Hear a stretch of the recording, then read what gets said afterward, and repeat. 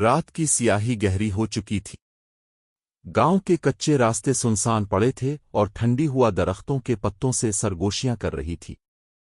اسی خاموشی میں ایک چھوٹی سی جھونپڑی کے اندر ایک بوڑھا آدمی رحمت علی اپنی بیمار بیوی زینب کے سرہانے بیٹھا تھا۔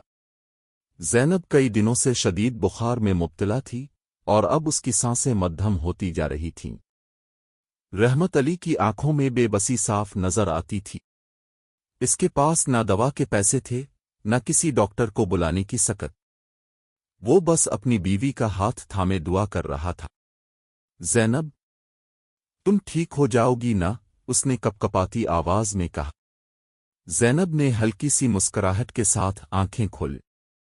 رحمت، میرا وقت آ گیا ہے، فکر نہ کرو، اللہ سب بہتر کرے گا۔ یہ کہہ کر اس کی آنکھیں بند ہو گئیں اور سانس ہمیشہ کے لیے رک گئی۔ رحمت علی پر جیسے قیامت ٹوٹ پڑی۔ وہ زینب کے جسم سے لپٹ کر زار و قطار رونے لگا۔ اس کی دنیا ختم ہو چکی تھی۔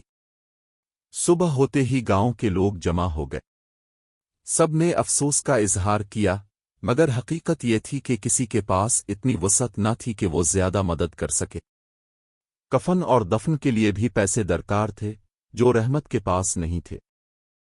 گاؤں کے ایک شخص کریم نے کہا، رحمت بھائی، شہر جا کر کچھ لوگوں سے مدد مانگ لو، شاید کوئی مدد کر دے۔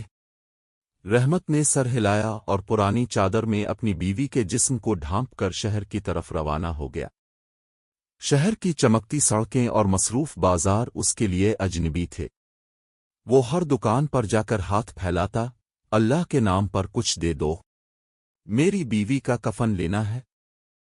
کچھ لوگ نظر انداز کر دیتے، کچھ طنزیہ مسکراہٹ دیتے، مگر چند لوگوں نے رحم کھا کر کچھ سکے دے دیے۔ کئی گھنٹوں کی محنت کے بعد اس کے پاس اتنے پیسے جمع ہو گئے کہ وہ ایک سادہ کفن خرید سکتا تھا۔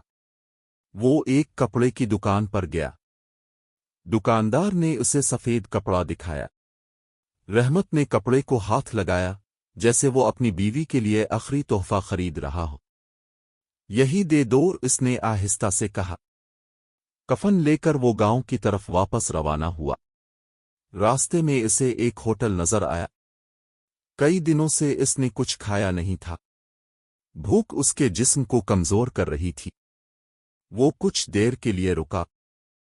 اس کی نظر اپنے ہاتھ میں پکڑے کفن پر گئی، پھر ہوٹل کی خوشبودار کھانوں پر۔ اس کے دل میں ایک جنگ شروع ہو گئی۔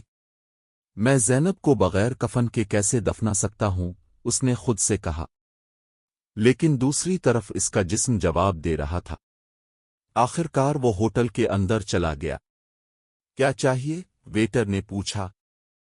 رحمت نے کفن کو مضبوطی سے پکڑا، پھر آہستہ سے کہا، کھانا۔ چند لمحوں بعد اس کے سامنے گرم روٹیاں اور سالن رکھا تھا۔ وہ ٹوٹ پڑا۔ ہر نوالا جیسے اس کے جسم میں جان ڈال رہا تھا۔ کھانا ختم ہونے کے بعد اس نے جیب سے پیسے نکالے، وہی پیسے جو کفن کے لیے تھے۔ ہوٹل سے باہر نکلتے وقت اس کے ہاتھ خالی تھے۔ وہ سڑک کے کنارے بیٹھ گیا، اس کی آنکھوں میں آنسو تھے۔ میں نے کیا کر دیا؟ زینب کو بغیر کفن کے کیسے دفنا آئے گا؟ مگر پھر اس کے ذہن میں ایک عجیب سا سکون آیا۔ زینب ہمیشہ کہتی تھی، زندہ انسان کی بھوک سب سے بڑی ہوتی ہے۔ وہ آہستہ آہستہ گاؤں کی طرف چلنے لگا۔ جب وہ پہنچا تو لوگ انتظار کر رہے تھے۔ کفن کہاں ہے؟ کسی نے پوچھا۔ رحمت نے خاموشی سے زمین کی طرف دیکھا، پھر بولا، میرے پاس نہیں ہے۔